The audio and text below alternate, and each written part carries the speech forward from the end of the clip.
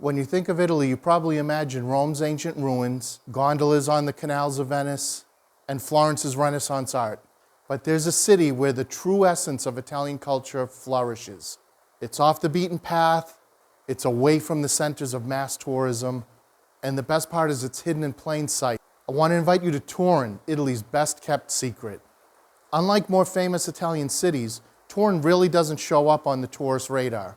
But that doesn't mean it's no less deserving of a visit. Here in the shadow of the Alps, you'll find a city teeming with life. It's got loads of world-class museums, stunning architecture, and a culinary scene that can rival any of Italy's more famous foodie destinations. If you're looking for a true, authentic Italian experience away from the crowds, Turin is just waiting for you. Join me as I uncover all the charm of this unique and majestic city. I'm Sal, this is Hidden Italy, andiamo. Turin, or Torino in Italian, started out in 28 BC as a Roman colony called Augustus, let me see if I get this right, Torinorum. It was strategically positioned on the Po, so it made a perfect settlement. And its Roman roots are still visible today. From the grid-like street patterns and the ancient ruins that are scattered throughout the city that are remarkably well preserved. The city flourished in the Middle Ages under the Savoys. In the 16th century, they transformed it into the capital of their kingdom. And today you'll see the sumptuous palaces and the grand boulevards. It reached its peak in the late 1800s when Italy unified under a king for the first time. In 1861, the King of Savoy, Victor Emmanuel II, became the sole ruler of Italy, and Turin was the capital. Then in the 20th century, it became the center of Italian industry. In 1899, the Fiat factory opened up near Turin and transformed it into sort of the Detroit of Italy. Now that you know a little bit about the city, let's get into everything that this city has to offer a tourist. Turin is tucked away way in the northeast, up by the French border, and it seems like it's far away from everything in Italy. But that's not really the truth. It's very well connected to all the other major cities in Italy, and it's really easy to get to. First, you've got the Turin airport. It's about 16 kilometers from the city center, and it serves mainly domestic flights, but also other flights from within Europe. Then once at the airport, you can take a train to the city center. There are many buses. You could even take a taxi. Italy has an excellent rail network, and Turin is a big part of that network. With the high-speed trains, it's really quick and easy to get into downtown Turin from just about anywhere in Italy. The two main trains are the Frecciarossa, which means the red arrow. That's run by Trenitalia, which is the national train company. There's also Italo, which is a private company that also runs high-speed trains. Either one will connect you to major cities like Milan, Florence, Rome, Venice. In fact, from Milan, it's only an hour to get to Turin. We live near Venice, and when we went for a couple of days, we took the Frecciarossa from Venice. It took 3.5 hours. It was super smooth. The train's very comfortable. The seats are in nice condition. You've got chargers for your devices right there by your seat. And the speeds get up to about 250 kilometers an hour. But it doesn't feel like it. It's a very smooth ride. Now, I've never taken Italo trains for the high-speed rail, but from what I understand, the comfort level is even a little bit better than Frecciarossa, but you get there in the same amount of time. Of all the cities in Italy that I've traveled to, and I've seen them from top to bottom, Turin is the easiest one to get around in. The public transportation is the best I've seen. You've got the metro, you've got buses, trams, there's even bike and scooter sharing. Depending on where you need to go, the metro is probably going to be the quickest and most efficient way to get you there. It only has one line, though. It travels from the south, past the Porta Nuova, the main train station, and then west over to the Porta Susa, which is the secondary train station. But that still gets you very close to many of the places that you'd want to be. What I really love about the public transportation system is the tram network. You can get just about everywhere by tram. There are pretty quaint, old, rickety trams, if you like that kind of thing. even complete with the old school wooden seats inside. But then there are the modern and more comfortable ones as well. The bus system complements the tram system. Where you can't get by tram, you can easily get to by bus. They're very frequent, so they don't really get that crowded. If you want to be more active, you can easily take one of the shared bikes or scooters. It's a great way to explore the city at your own pace. You can use them just for one ride. You could use one through the whole day. All you need is to join their app and sign up, and then you just pay for it through the app, and you can pick up any bike or scooter that you see free. My only word of warning, though, is that the bike lanes are not great in Turin. They're not really separate from the traffic. It's just a line on the ground, basically, that indicates that it's a bike path, and there aren't that many of them. You have to be ready to share the road with cars. If you're not used to that, maybe you want to take the tram or the bus. Now, Turin's not just the industrial hub of Italy, it's also a cultural hub. That means there are a lot of things to do for a tourist in Turin. They might not be exactly bucket list items to check off of your list, but you can fill a lot of time here with varied and enriching experiences. Within Italy, Turin is really known for its elegant architecture. Since the Savoys had their kingdom partly in France and partly in Italy before they unified Italy, you see a lot of French-style architecture. In fact, a lot of people call Turin the Paris of Italy. The most recognizable landmark architecturally is the Mole Antonelliana. This is the symbol of Turin, and you see it from just about everywhere in the city. It was originally designed as a synagogue, but now it's home to the National Museum of Cinema. It's actually the tallest museum in the world. It's beloved by locals, and you'll see the image on all kinds of products and advertising. It even inspired its own local soda, the Mole Cola, which is pretty good, actually. The museum itself is really a must-visit if you're a cinema buff. The museum is spread over different floors, and it features everything from the vintage filming equipment to contemporary film art, and everything in between, really. But the true highlight of this museum, and the reason even non-cinema buffs will go there, is for the glass elevator that takes you all the way up to the top in the middle of the building. The ride up, from what I hear, because I'm afraid of heights, I've never done it, is pretty impressive. Then when you get to the top, you'll be able to get outside the cupola, and you've got 360-degree views of the city and the Alps that are right at the doorstep of Turin. And you can book a visit just for the elevator if you want.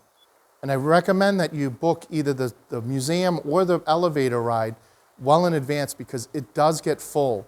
I really wanted to get in to see the cinema museum that day, but it was just too busy.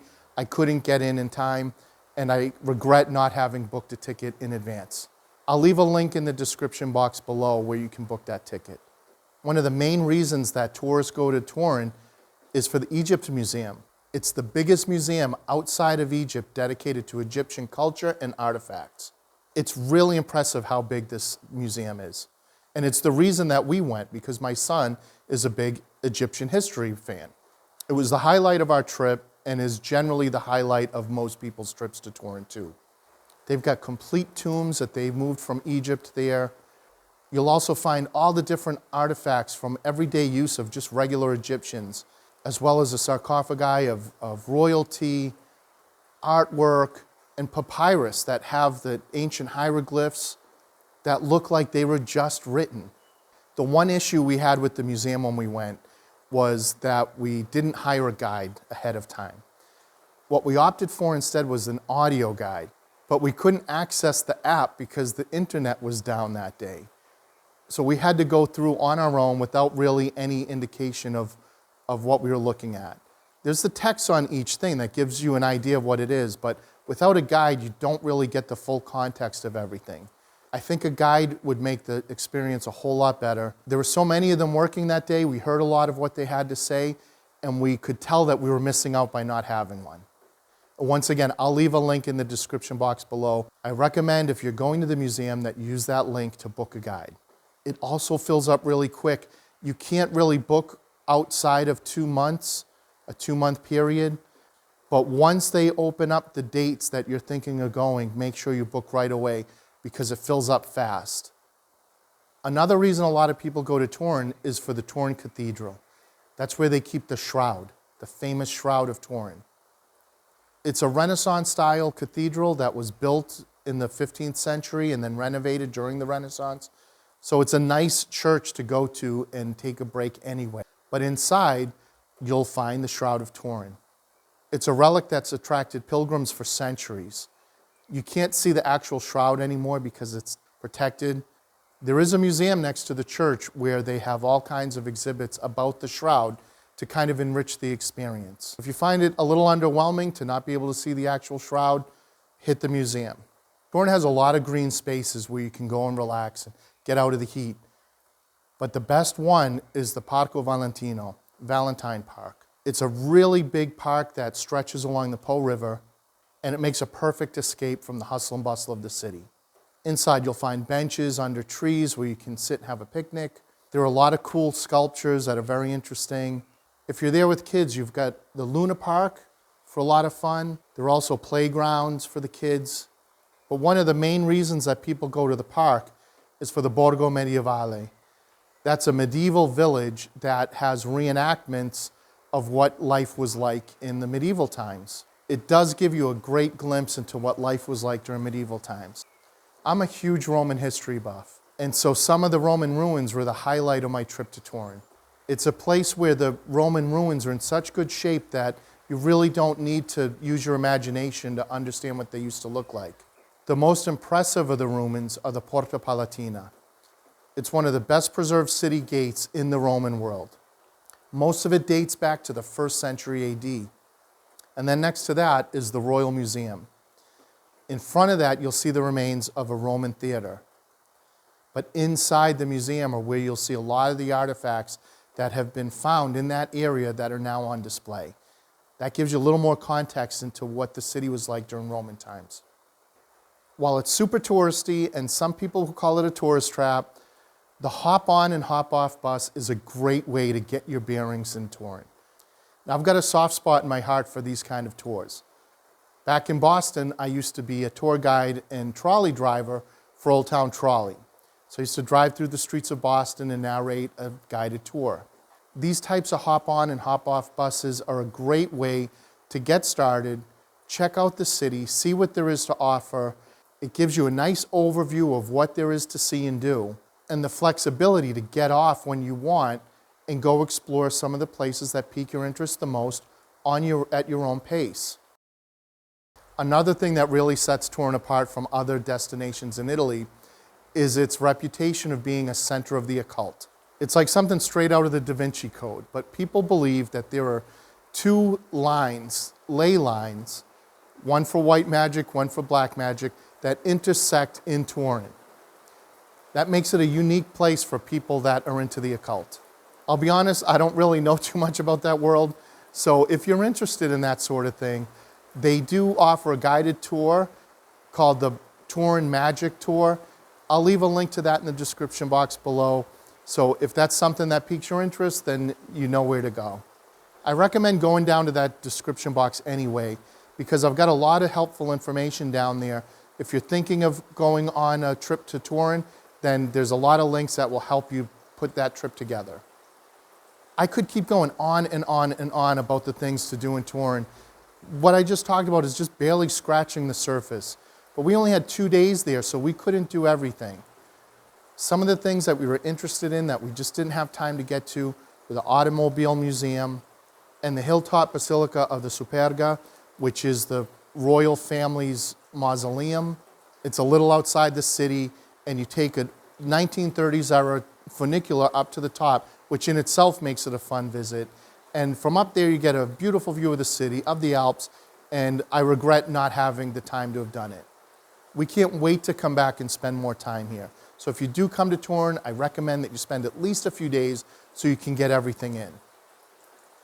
Everybody knows that Italy is a paradise for food lovers, and Turin is no exception to that rule.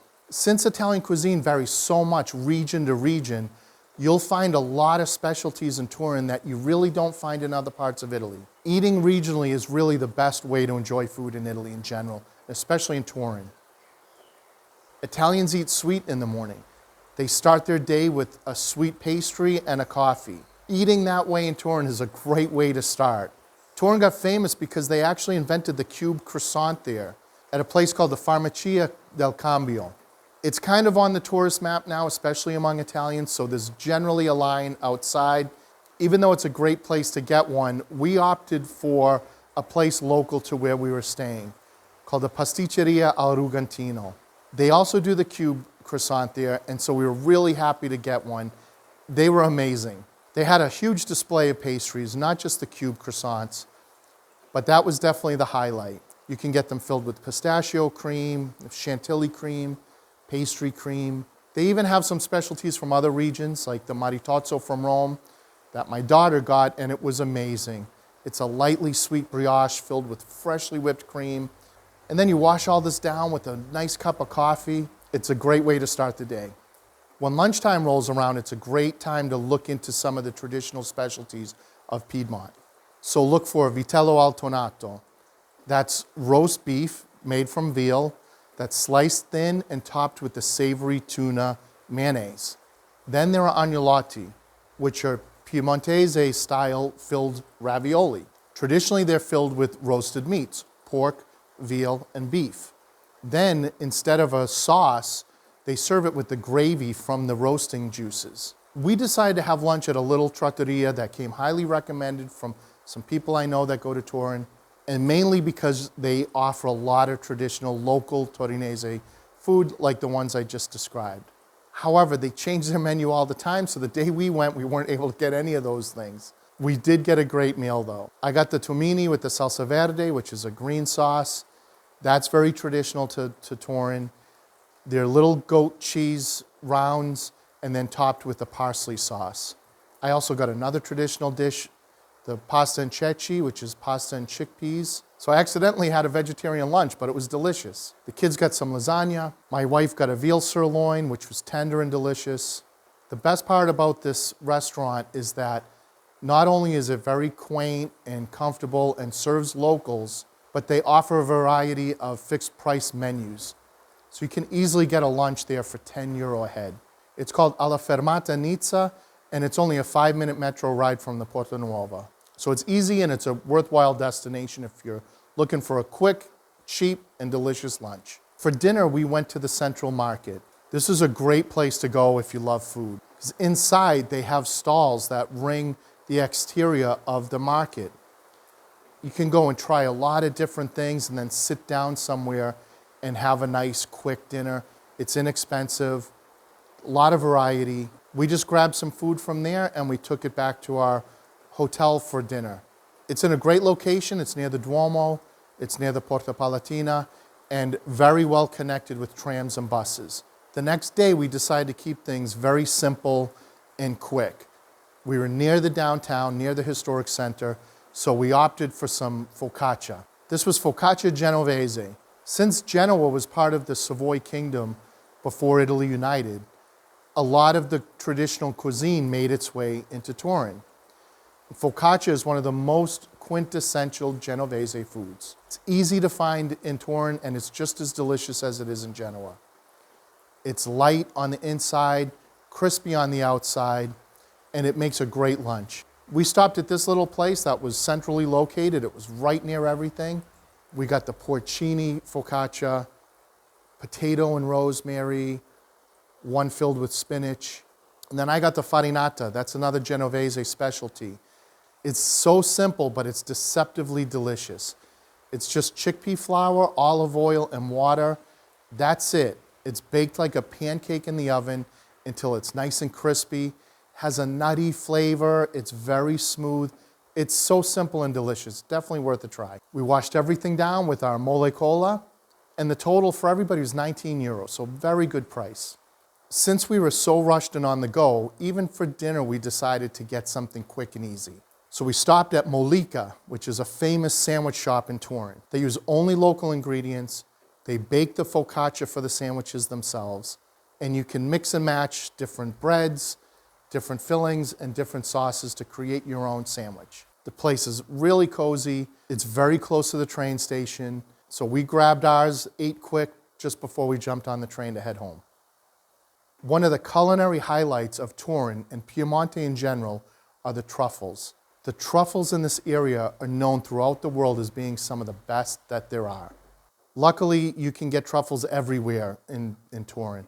There are little boutique shops where they sell them. They sell truffle products. I definitely recommend keeping your eye open for some of these shops so you can jump in and grab some truffle stuff, take it to go, and always be on the lookout for truffles on the menu at any of the restaurants. Another specialty in Turin is one of their desserts. It's called bonnet, and it's a chocolate and amaretto pudding. And you'll only find it in Turin. I've never seen it anywhere else in Italy, and I'm so glad I tried it. It's one of my favorite Italian desserts now. The coffee and desserts really can't be beat anywhere, but I highly recommend this place called Clarissa. It's very close to everything. It's right near the Po River, but you can get all kinds of cakes. The kids got these chocolate tarts with the meringue on top, delicious. Finding the perfect place to stay in Turin is really easy. Not only is there a grid pattern, but it's divided up into neighborhoods that each offer their own amenities. For instance, there's the historic center, the Centro Storico. That's the heart of Turin. That's where you're going to find the Egypt Museum, the Royal Palace, the Mole. If you stay there, you've got everything within walking distance. Then there's San Salvario. That's where we actually stayed. This has more of a neighborhood feel. You've got the convenience of supermarkets and little fruit and vegetable markets, coffee shops. It's nice and quiet, but still very connected to downtown. We were just a few-minute walk from the Dante metro station, and we had a choice of so many trams and buses. We'd be downtown in just a few minutes.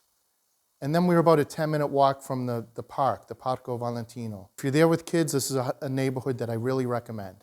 There's also the Quadrilatero Romano. That's another old area. You'll find some of the more narrow streets, kind of a quaint neighborhood that feels old and charming. That's a great place to get an aperitivo in the evening. Also near the train station, but kind of on the opposite side of San Salvario, is Crocetta. This is a little more upscale. It's a little more modern. You'll find more tree-lined streets there. The Liberty-style architecture feels very European. It's a little more expensive to stay there, but it is worth it, I think. I'm going to have links in the description box below of some of the best hotels in each of those areas where you can stay, plus the one where we stayed in San Salvario. As I mentioned, we went there just for a quick visit, just to go to the Egypt Museum. We arrived in the morning one day, and we left the evening of the next day. And we were on the go a lot during that time. And we barely scratched the surface of everything that there is to do there. Turin really left us wanting more, and we will definitely go back. But next time, we're going to be sure to spend more time there. If you're planning a trip to Turin, definitely stay at least a couple of nights so that way you have time to leisurely do everything that you want to do and feel like you got the most out of the experience. Since I live in Italy and I've traveled all over, I've got insider tips that are going to help you get off the beaten path, find these hidden gems, and really get the most out of your Italy trip. And also let me know what you think about Turin. Have you been there before? Did you like it? Are there other places that you recommend for other tourists to go to? Let me know in the comments below.